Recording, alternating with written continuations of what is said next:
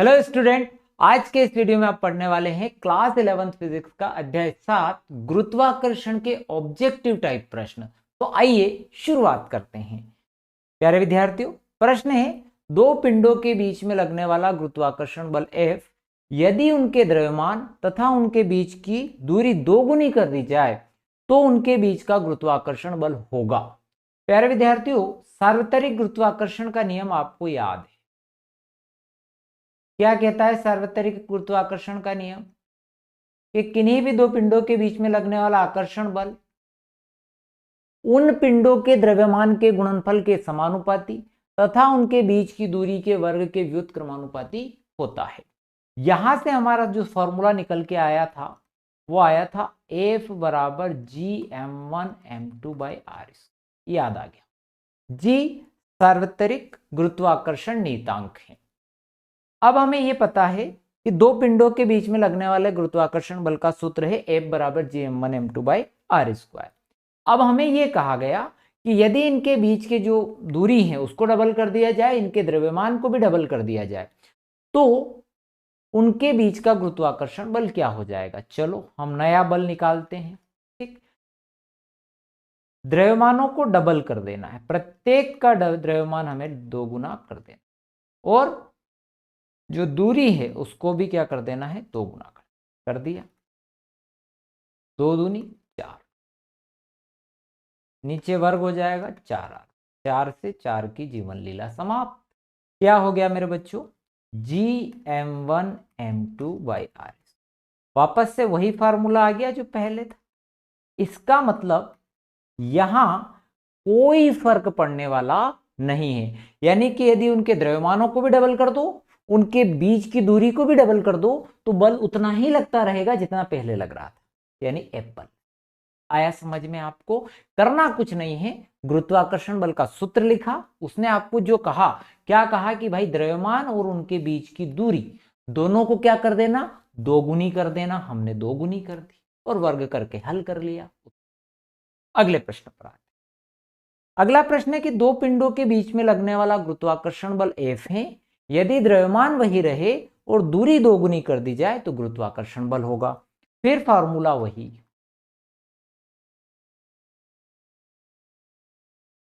फिर फॉर्मूला वही। अब क्या करना है, बाकी चीजें, द्रव्यमान बदले क्या? नहीं, द्रव्यमान वही रहे, वही रख दिए भैया। और क्या बदला? दूरी। दूरी को कितना करना की कह रहा है, दोगुनी कर दो भैया, तो 2 गुना कर दिया। 2 का वर्ग कितना हो गया, 4, 1/4 Gm1m2/r। तो ये जो हम नया F बल निकाल रहे हैं, F डैश, पुराने वाला फॉर्मूला आ गया, तो ये हो गया F/4। अब बेटा मेरी एक बात और सुन लो, ये तो मैंने पूरा आपको करवा दिया, इस तरह से करवा दिया कि अगर ये न्यूमेरिकल भी आता है तो आप ऐसा कैसा लिख सकते हैं, और एमपी बोर्ड की परीक्षा में इससे ज्यादा डिफिकल्ट प्रश्न नहीं आते हैं, इस बात को भी ध्यान रखना है। अब मेरी बात, यहां मैंने आपको पढ़ाया, अभी हाल बताया कि भाई दूरी के वर्ग के व्युत्क्रमानुपाती होता है। गुरुत्वाकर्षण बल दूरी के वर्ग के व्युत्क्रमानुपाती होता है या उनके द्रव्यमानों के गुणनफल के अनुक्रमानुपाती होता है। तो बच्चों यहां देखते से आप तो अंदाजा लगा लो ना, इतना दिमाग लगाने की जरूरत नहीं, इतना हल करने की जरूरत नहीं है। क्या बोला, दूरी 2 गुना, यहां दूरी को 2 गुना कर लो, तो 2 का वर्ग कितना हो गया, 1/4। अब ऊपर से नीचे तक ऑप्शन में ढूंढो 1/4 किस में आ रहा है, तो इसमें आ रहा है, तो यही आपका सही जवाब हो गया। कहां टेंशन लेने की जरूरत है, इस फार्मूले से भी आ सकता है। ये तो मैंने आपको सोल्व करके भी बता दिया, डायरेक्ट फार्मूला देखकर भी आप हल कर सकते हैं, आपको जैसा पसंद। अगले प्रश्न पर आते हैं। प्रश्न है कि दो पिंडों के बीच की दूरी r है, उनके बीच का गुरुत्वाकर्षण बल समानुपाती होता है। भैया ये तो हम पढ़ चुके हैं अभी, दूरी के वर्ग के व्युत्क्रमानुपाती होता है। अब यहां पर किस तरह से लिखे गए हैं, तो r वर्ग अपना है नहीं क्योंकि व्युत्क्रमानुपाती में है, r⁴ तो कहीं है ही नहीं, तो r⁴ वाले तो दोनों ही खत्म हो गए। अब ये वाला ही बचा, इसको ऊपर ले लो, तो r इनवर्स। तो क्या हो गया, जो गुरुत्वाकर्षण बल है किसके समानुपाती होता है भाई, r⁻² के। ठीक, या व्युत्क्रमानुपाती किसके होता है, r वर्ग। अगले प्रश्न, समान द्रव्यमान के दो पिंडों के गुरुत्वाकर्षण बल F है, समान द्रव्यमान के दो पिंडों के बीच का गुरुत्वाकर्षण बल F है। अब जो F है ना बेटा, उसके जो दोनों द्रव्यमान हैं m1 m2 दोनों ही m है, तो m1 की जगह भी m रखेंगे और m2 की जगह भी m रखेंगे तो क्या हो जाएगा m वर्ग। दूरी चलो मैंने r मान ली, r का वर्ग। ठीक, ये तो मेरा f हो गया। यदि एक पिंड का आधा द्रव्यमान दूसरे पिंड में स्थानांतरित कर दिया जाए, भाई मेरे पास से आधा लेकर किसी और को दे दो, तो मेरे पास कितना रह जाएगा भाई। अभी आप ऐसा मान के चलो, एक पिंड आप हो, एक पिंड में हो, मेरे पास कितना है एक है, आपके पास कितना है एक है। अब मैंने अपना आधा आपको दे दिया, मेरे पास कितना रह गया, सामान्य सी बात है आधा रह गया। आपने आधा, एक तो आपका आपके पास ऑलरेडी था आधा और आपको मिल गया, तो आपके पास कितना हो गया 1.5 हो गया, यानी 3/2 हो गया। तो मेरे भाई एक मेरे पास है अर्थात m मेरे पास है, और मैंने आधा किसी और को दे दिया, यानी दूसरे के पास जो m था उसको आधा दे दिया, तो उसके पास आधा जाने के बाद आपका उसका कितना हो गया, तो उसके पास आ गया 3m/2, यानी कि पहले पिंड का द्रव्यमान हो गया m/2 और दूसरे पिंड का द्रव्यमान हो गया 3m/2। समझ में आई पहली बात कि भाई पिंड ने आधा द्रव्यमान दूसरे पिंड को स्थानांतरित कर दिया। ठीक, बहुत अच्छी बात है। अब निकालते हैं नया गुरुत्वाकर्षण बल। ठीक, तो m1 की जगह कितना हो जाएगा m/2, m2 की जगह कितना हो जाएगा 3m/2। r वर्ग में कोई बदलाव किया क्या, नहीं किया, तो बाकी का मल्टीप्लाई कर लेंगे 3/4 g m वर्ग बटे r। तो जो नया बल आया यानी F डैश आया, यहाँ F रख दो वापस, 3/4F। कौन सा ऑप्शन है, ऑप्शन नंबर 4। बहुत सरल बात है, केवल समझना इतना सा था कि भाई एक पिंड से द्रव्यमान दूसरे पिंड में स्थानांतरित कर दिया, तो जिससे गया उसमें कम हो जाएगा और जिसमें गया उसमें ज्यादा हो जाएगा। फॉर्मूला वही g m1 m2/r² में आपने वैल्यू रख दी है ना। ये वाला जो फॉर्मूला है फिक्स याद रखो, वैल्यू रख दी। ठीक, अगले प्रश्न। प्रकृति में निम्नलिखित बलों में से कौन सा सबसे दुर्बल बल है। देखो प्रकृति में ये जो 4 बल लिखे गए हैं ये मूल बल माने जाते हैं। ये जो चारों बल मैंने नाम लिखे हुए हैं ये इनको मूल बल हैं। प्रकृति में इन चारों बल के अलावा कोई 5वां बल अपन नहीं मानते हैं। ऐसे तो बल के बहुत सारे प्रकार हैं, पर मूल बल 4 माने जाते हैं, जिसमें विद्युत चुंबकीय बल है, प्रबल नाभिकीय दुर्बल नाभिकीय बल है और गुरुत्वाकर्षण बल है। कक्षा 11 में हम गुरुत्वाकर्षण बल पढ़ते हैं। विद्युत चुंबकीय बल, प्रबल नाभिकीय बल और दुर्बल नाभिकीय बल आप कक्षा 12 में पढ़ेंगे। अब आप ये मान के चले कि जो विद्युत चुंबकीय बल है, प्रबल नाभिकीय बल प्रकृति का सबसे मजबूत बल है। प्रकृति में इससे दुर्बल कोई बल नहीं है, मतलब सॉरी इससे मजबूत बल कोई नहीं है। अब बाकी के सारे बल इससे दुर्बल है, यानी इससे कमजोर है। सबसे ज्यादा ताकतवर कौन है, प्रबल नाभिकीय बल, उसके बाद आपका विद्युत चुंबकीय, उसके बाद दुर्बल नाभिकीय। अब बहुत सारे को इसमें दुर्बल लग रहा ना, कमजोर नहीं, ये दुर्बल वाला नहीं, ये इससे मजबूत है। उसके बाद आता है गुरुत्वाकर्षण बल। तो प्रकृति का सबसे वीकेस्ट, सबसे दुर्बल, तो सबसे दुर्बल प्रकृति का जो बल है वह गुरुत्वाकर्षण बल है। ठीक है, इन चारों में जो मूल बलों में सबसे दुर्बल कौन सा है, तो गुरुत्वाकर्षण बल है। अगले प्रश्न पर आते हैं। किस बल का अस्तित्व प्रत्येक स्थान पर है, विद्युत चुंबकीय बल का, गुरुत्वाकर्षण बल का, नाभिकीय बल का, कूलॉम बल का। तो आप लोगों को तो वैसे दिमाग लगाने की जरूरत नहीं है, गुरुत्वाकर्षण बल का आपके कोर्स में ही गुरुत्वाकर्षण बल है। ठीक है, तो क्योंकि ये द्रव्यमान पर निर्भर करता है इसीलिए प्रत्येक स्थान पर इसका अस्तित्व है। तो जहां जहां भी द्रव्यमान होता है हर जगह पर इसका अस्तित्व है। इसीलिए हम कहेंगे कि प्रकृति में सब जगह जिसका अस्तित्व है वो कौन सा बल है, तो वो गुरुत्वाकर्षण बल है। अगले प्रश्न पर किसी कृत्रिम उपग्रह की भारहीनता का कारण क्या है। कृत्रिम उपग्रह क्या होता है, ये मानव निर्मित उपग्रह होते हैं। ठीक, और प्राकृतिक उपग्रह कैसे, जैसे कि हमारे पृथ्वी का उपग्रह चंद्रमा है। ठीक, उसके द्रव्यमान केंद्र के कारण ऐसा होता है, उसके शून्य गुरुत्व के कारण होता है, या उपग्रह की सतह द्वारा शून्य प्रतिक्रिया बल, या उपग्रह में से कोई नहीं। तो देखो बेटा, जो भारहीनता होती है किसी भी ग्रह की, वो उसके मुक्त पतन के कारण होती हैं। और उपग्रह जो शून्य गुरुत्व का कोई मतलब नहीं है, द्रव्यमान केंद्र का कोई मतलब नहीं, शून्य गुरुत्व कुछ होता नहीं। जो भी अपने पास ऑप्शन है इसमें से सबसे सुटेबल ऑप्शन है कि उपग्रह की सतह द्वारा शून्य प्रतिक्रिया बल द्वारा। ठीक, अगले प्रश्न पर आते हैं। पृथ्वी की सतह से कितनी ऊंचाई पर गुरुत्वीय त्वरण का मान शून्य हो जाता है? अब हमें ये तो पता है कि भाई पृथ्वी की सतह से जब हम ऊपर जाते हैं तो जी का मान घटता है, ये हम अच्छे से जानते हैं। नीचे जाते हैं तो भी जी का मान घटता है, ये भी हम अच्छे से जानते हैं। तो जब ऊपर जाते हैं तो जी का मान घटता है, तो भाई हमारे लिए वो ऊंचाई जो है वो अनंत हो जाएगी। ठीक है, तो कितनी ऊंचाई पर जी का मान जो शून्य हो जाता है, तो अनंत पर आपका जी का मान शून्य हो जाता है। अगले प्रश्न, 100 ग्राम द्रव्यमान वाली वस्तु का भार पृथ्वी की सतह पर कितना होगा? 100 ग्राम द्रव्यमान वाली वस्तु का भार पृथ्वी की सतह पर कितना होगा? भाई जिस वस्तु का द्रव्यमान 100 ग्राम है ना, अब उसे आप 100 ग्राम द्रव्यमान वाली वस्तु का भार है और पृथ्वी की सतह पे पूछ रहे हैं, और जी हमको यहाँ दे दिया गया है कि भाई जी इतना है। भार का जो सूत्र होता है बेटा W बराबर mg होता है।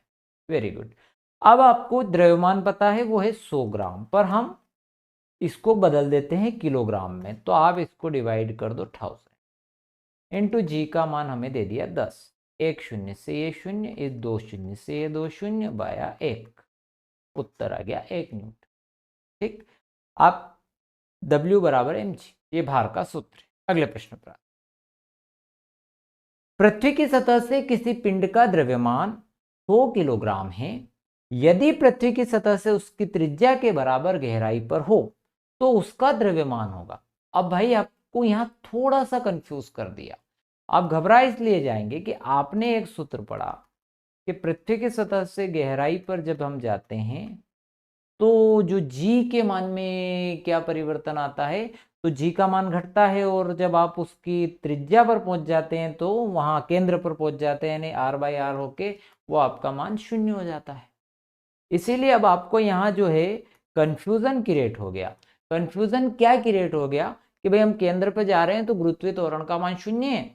अब उसने पूछ लिया कि भाई हमारी कोई वस्तु है और वो गुरुत्वीय त्वरण हमारे दिमाग में चलता रहता है, उस वजह से हम वहां पर गलती कर सकते हैं। तो ध्यान रखना, द्रव्यमान का मान कभी नहीं बदलता है। ध्यान रखना, द्रव्यमान का मान कभी नहीं बदलता है। हाँ, गुरुत्वीय त्वरण बदलता है, इस वजह से भार बदलता है। तो यहाँ बात करी गई किसके लिए? किसी पिंड का द्रव्यमान दिया गया और उसकी सतह त्रिज्या बराबर गहराई पर, उससे कोई काम नहीं, ये बेवकूफ बनाने के लिए दिया गया, उसका द्रव्यमान होगा। हमें पूछा गया द्रव्यमान, भाई पृथ्वी की सतह पर किसी पिंड का द्रव्यमान 100 किलोग्राम है और उसका द्रव्यमान, मतलब द्रव्यमान ही पूछा है तो द्रव्यमान में कोई परिवर्तन नहीं होगा, अर्थात उत्तर भी 100 किलोग्राम होगा। हाँ, अगर ये भार पूछता, अगर भार पूछता तो जरूर शून्य होता, क्योंकि द्रव्यमान तो नहीं बदलता, पर गुरुत्वीय त्वरण केंद्र पर क्या होता है? शून्य होता है, उसका भार शून्य हो जाएगा, गुरुत्वीय त्वरण वही रहे, मतलब द्रव्यमान वही रहेगा। अगले प्रश्न पर आते हैं। किसी पिंड के लिए निम्नलिखित में से कौन सा कथन सत्य है? पलायन वेग बराबर कक्षीय वेग का दुगना। चलो इसको भी मैं क्लियर करा देता हूं। हमने जो फार्मूला है पलायन वेग के लिए, जो फार्मूला होता है वो होता है √2gr, और कक्षीय चाल के लिए जो सूत्र होता है √gr। यहाँ डेफिनेटली हमको पता चल रहा है कि जो वी है, ठीक है, वो उससे कितना ज़्यादा है ऑर्बिटल स्पीड से, यानी कक्षीय चाल से कितना ज़्यादा है? √2 गुना ज़्यादा है। सूत्र में ऐसा कहीं ऑप्शन आपको दिखाई दे रहा है क्या? नहीं दे रहा है अभी तक तो, पर वर्ग कर देंगे तो दिखाई देने लग जाएगा। ये देखो अब दिख जाएगा आपको, यानी कि पलायन वेग का वर्ग 2 गुना कक्षीय चाल, कक्षीय वेग का वर्ग। इतना सरल है। अगले प्रश्न पर आते हैं। m द्रव्यमान के पिंड के लिए पलायन वेग का सही संबंध है। ठीक है, सही संबंध इसमें यहाँ m/2 है और यहाँ m/2 है, यहाँ m² है, इस तरह से दिए गए।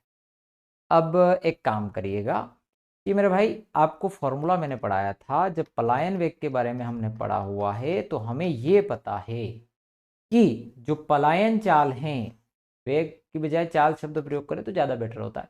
पलायन चाल जो हैं वो किस पर निर्भर नहीं करती हैं? तो द्रव्यमान पर निर्भर नहीं करती, वस्तु के द्रव्यमान पर निर्भर नहीं करती है।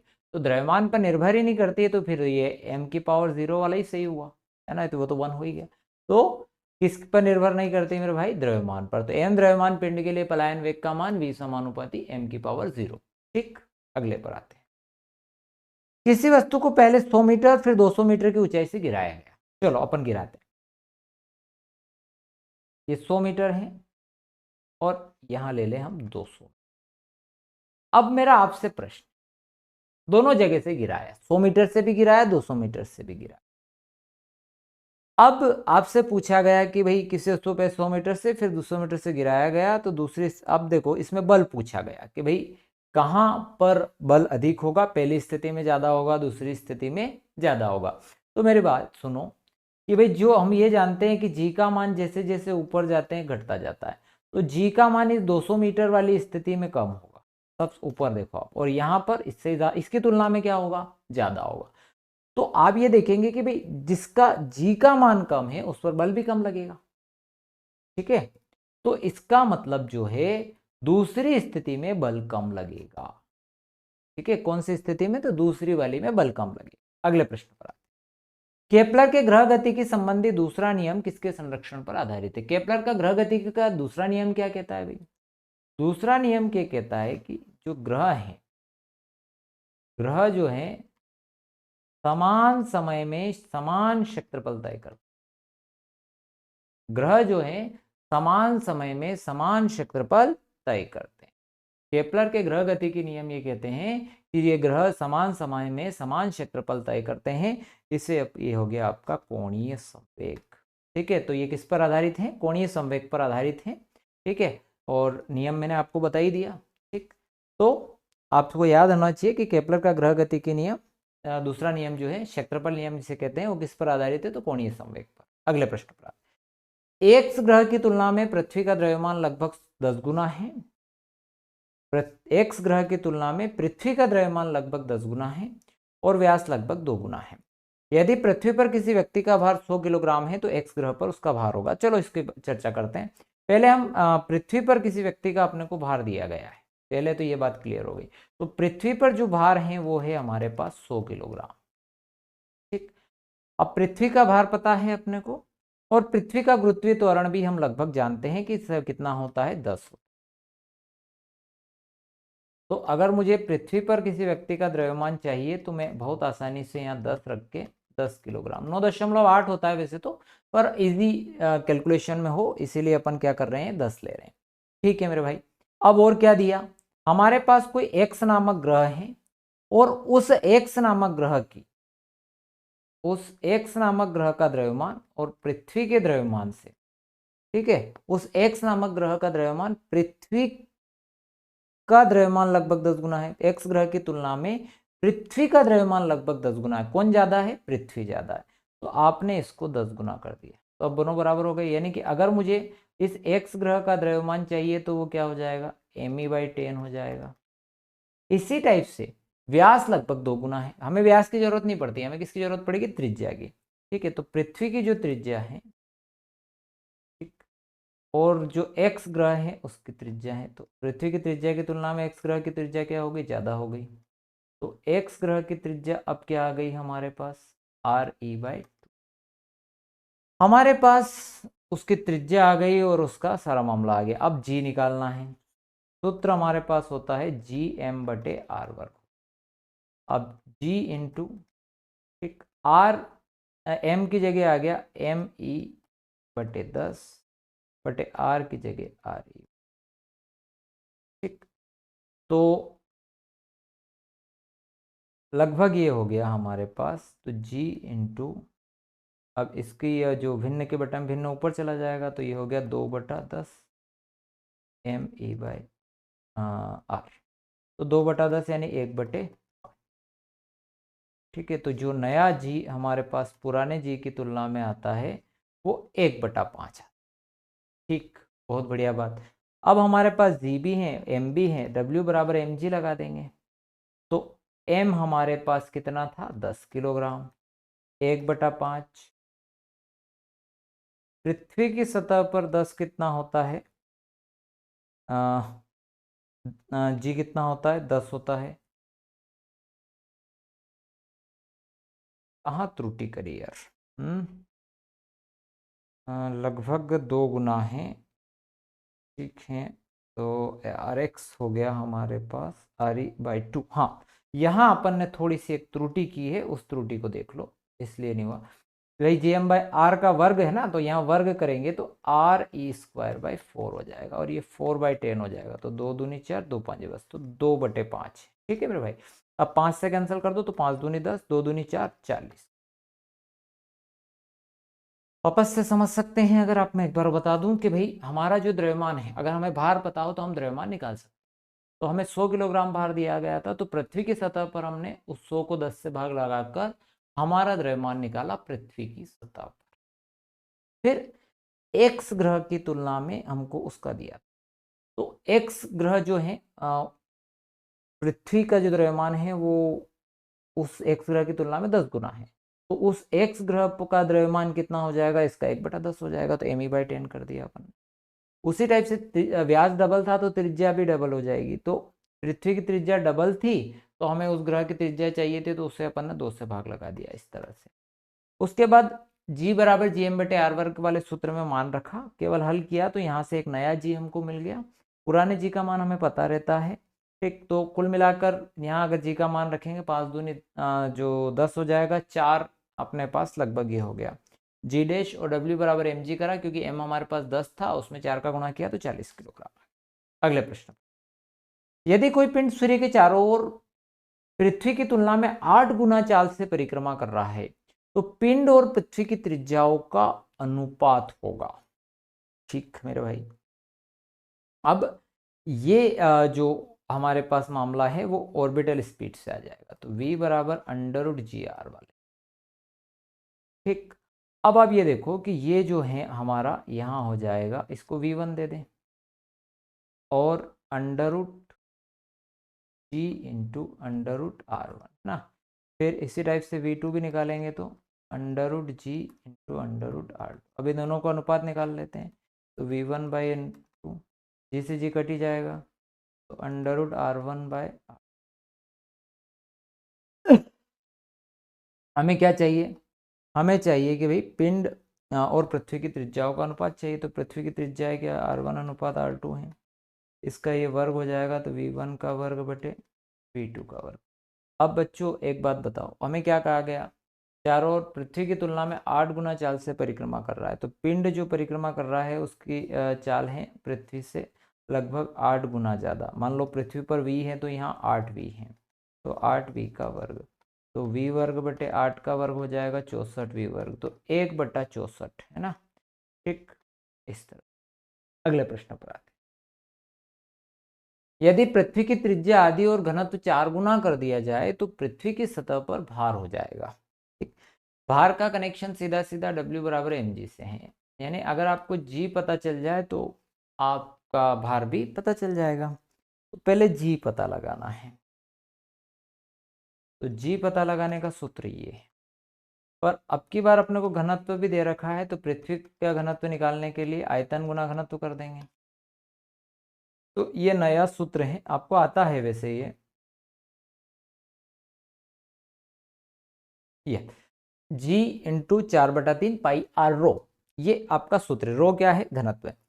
अब आपको यहाँ क्या कहा गया, पृथ्वी की त्रिज्या को कितना करना, आधा करना, ठीक है, कर देते हैं। तो 4/3 पाई, आर का कितना कर दिया, r/2, और घनत्व को कितना करना, 4 रो। अब 2 से काट दोगे, 2 दूनी 4, 2 एक्स्ट्रा आ गया, तो g इंटू 4/3 पाई r, ठीक। तो चूंकि जो गुरुत्वीय त्वरण है ना, जो गुरुत्वीय त्वरण है आपका, नया वाला गुरुत्वीय त्वरण जो है पुराने वाले की तुलना में कितना हो गया, डबल हो गया, 2 गुना हो गया। तो जब ये 2 गुना हो गया, तो जो भार है वो आपका W बराबर mg होता है, तो निश्चित तौर पर 2mg हो जाएगा, यानी कि भार भी कितना हो जाएगा, 2 गुना हो जाएगा, ठीक। अगले प्रश्न पर आते, गुरुत्वीय क्षेत्र की तीव्रता का ऐसा ही मात्रक है। अब देखो गुरुत्वीय क्षेत्र जो है वो x F/m होता है। ठीक है, गुरुत्वीय क्षेत्रीय तीव्रता का सूत्र F/m होता है। बहुत सरल तरीके से अगर आप देखें तो न्यूटन पर किलोग्राम, और आपका उत्तर सही हो गया।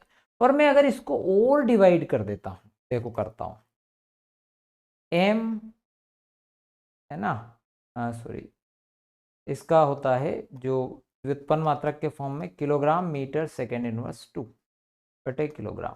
तो अब आप देखते हैं तो देखो मीटर सेकेंड इनवर्स 2, या इसको ऐसे नहीं लिखे तो मीटर पर सेकेंड स्क्वायर, तो ये भी आपका करेक्ट आंसर है। तो ये 2 करेक्ट आंसर इसमें हो रहे हैं, थोड़ा ध्यान रखिएगा इस बात। ठीक, अगले प्रश्न पर आते हैं। गुरुत्वीय स्थितिज ऊर्जा का मान 0 होता है पृथ्वी की सतह पर, पृथ्वी के केंद्र पर, अनंत पर, चयन के अनुसार कहीं पर भी। तो अनंत पर इसका मान 0 मानते हैं हम, गुरुत्वीय स्थितिज ऊर्जा का मान अनंत पर हम 0 मान लेते हैं।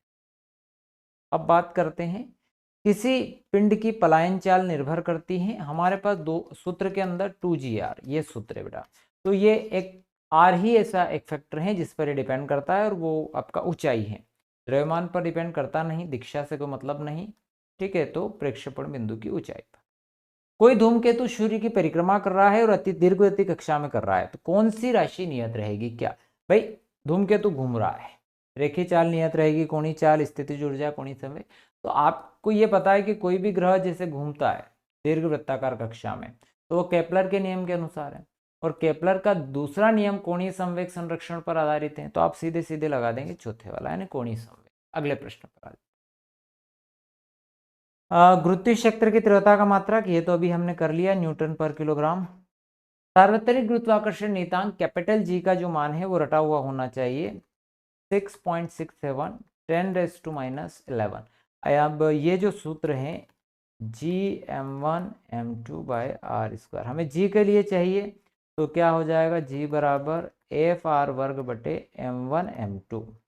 अब बल का जो न्यूटन, दूरी के लिए मीटर वर्ग, द्रव्यमान के लिए हो जाएगा बेटा न्यूटन मीटर वर्ग प्रति किलोग्राम का वर्ग। रिक्त स्थान के कारण ही किसी ग्रह पर वायुमंडल की स्थिति का उपस्थिति का निर्धारण होता है, तो वो पलायन वेग है। क्योंकि क्या होता है, मेरी बात सुनिएगा, कि भाई पृथ्वी पर वायुमंडल क्यों है, तो पृथ्वी पर वायुमंडल होने का कारण पलायन वेग है। पृथ्वी का पलायन वेग लगभग 11.2 किलोमीटर प्रति सेकेंड है ना, होता है 11.2 किलोमीटर प्रति सेकेंड होता है, और गैसों का लगभग 2.4 के आसपास। तो गैसें पृथ्वी से पलायन नहीं कर पाती, इसलिए यहाँ पर वायुमंडल है। ठीक, चंद्रमा पर अगर आप देखें तो चंद्रमा पर जो वायुमंडल, जो पलायन वेग है वो लगभग 2.4 ही है, और गैसों का भी पलायन चाल 2.4 है, तो गैसें वहां से क्या कर जाती है, उस पलायन चाल को क्रॉस कर जाती है, इसीलिए चंद्रमा पर वायुमंडल नहीं है। तो वायुमंडल की उपस्थिति का सबसे बड़ा कारण कौन है, तो वो पलायन चाल है, पलायन वेग है। अगले प्रश्न पर, पृथ्वी की सतह के निकट परिक्रमा कर रहे उपग्रह का परिक्रमण काल लगभग ये 80 से 90 मिनट होता है ना। पृथ्वी तल से ऊपर की ओर जाने पर किसी पिंड की स्थितिज ऊर्जा, जैसे जैसे हम ऊपर जा रहे हैं, ऊंचाई बढ़ रही है, तो स्थितिज ऊर्जा भी आपकी बढ़ती है।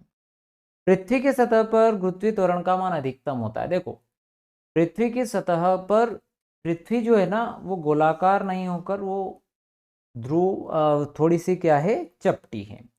अब चपटी होने से क्या हो गया, देखो, ठीक है, अब ये होता है कि जब आप आकार की बात करते हैं, ठीक है, तो आपका सूत्र है कि G बराबर Gm/r, तो G व्युत्क्रमानुपाती r। जहां r का मान बढ़ जाएगा G का मान कम हो जाएगा, तो विषुवत रेखा पर ये जो है, ठीक है, विषुवत रेखा पर r का मान क्या होता है, कम होता है। तो G सॉरी r विषुवत रेखा पर r का मान ज्यादा होता है ना, ये ज्यादा है ना, विषुवत रेखा पर r का मान ज्यादा होता है, इसलिए G का मान घट जाता है। अब ध्रुवों पर ये चपटी है, ध्रुवों पे चपटी है, तो r का मान क्या है, कम है, तो G का मान क्या हो जाएगा, बढ़ जाएगा। तो ध्रुवों पर G का मान क्या होता है, सबसे अधिक होता है। तो ध्रुवों पर गुरुत्वीय त्वरण का मान अधिकतम होता है। अगले प्रश्न पर आते हैं। पृथ्वी की सतह के समीप पलायन चाल का मान होता है, यह भी मैंने बताया था आपको, 11.2 किलोमीटर प्रति सेकेंड। आप लोगों को अगर निकालने का शौक हो तो आप निकाल भी सकते हैं, कैसे, √2 इंटू जी का मान 9.8, पृथ्वी की त्रिज्या मान लो 6.4, 10⁻6 मान क्या लो होती है, कैलकुलेट करेंगे तो ये आ जाएगा। एक समान घनत्व वाले किसी रेखीय खोखले गोले के कारण उसके भीतर गुरुत्वाकर्षण बल का मान लिखिए, तो उसके भीतर जो गुरुत्वाकर्षण बल है वो क्या होता है, 0 होता है। ठीक है, एक समान जो खोखला गोला होता है उसके भीतर के बिंदु पर गुरुत्वाकर्षण बल 0 होता है। ठीक है, पृथ्वी के केंद्र पर गुरुत्वीय त्वरण भी 0 होता है, बिल्कुल पक्के से याद रखिए। दो पिंडों के बीच की दूरी आधी करने पर गुरुत्वाकर्षण बल पर क्या प्रभाव पड़ेगा, सीधी सी तरीका मैंने बताया था, इसको आधा करेंगे तो कितना रह जाएगा, बल हो जाएगा 1/4 रह जाएगा। किसी उपग्रह को अपने ग्रह के चारों ओर परिक्रमा करने के लिए आवश्यक अभिकेंद्री बल, देखो आपको पता है अभिकेंद्री बल कहाँ चाहिए होता है, वृत्ताकार मार्ग पर घूमने के लिए अभिकेंद्री बल चाहिए होता है। ठीक है, अब जो ग्रह जो सूर्य के चारों ओर परिक्रमा कर रहे हैं, या कोई उपग्रह जो है ग्रह के चारों ओर परिक्रमा कर रहा है, तो वो परिक्रमा कर रहा है, तो उसको परिक्रमा करने के लिए अभिकेंद्री बल चाहिए, और ये अभिकेंद्री बल कौन उसको प्रोवाइड करा रहा है, कौन उसको दे रहा है, तो ये बच्चे अभिकेंद्री बल जो उसको दे रहे हैं वो है गुरुत्वाकर्षण बल, उसको ये अभिकेंद्री बल प्रदान कर रहा है। तो प्यारे विद्यार्थियों, ये सारे ऑब्जेक्टिव आईएमपी हैं, और एमपी बोर्ड की कक्षा 11वीं की परीक्षा में मुझे लगता है कि इनमें से आपके प्रश्न आ जाएंगे। और यदि आपको वीडियो पसंद आया हो तो चैनल को सब्सक्राइब करिए, अपने दोस्तों के साथ शेयर करना मत भूलिएगा। थैंक यू वेरी मच, मिलते हैं नेक्स्ट वीडियो में।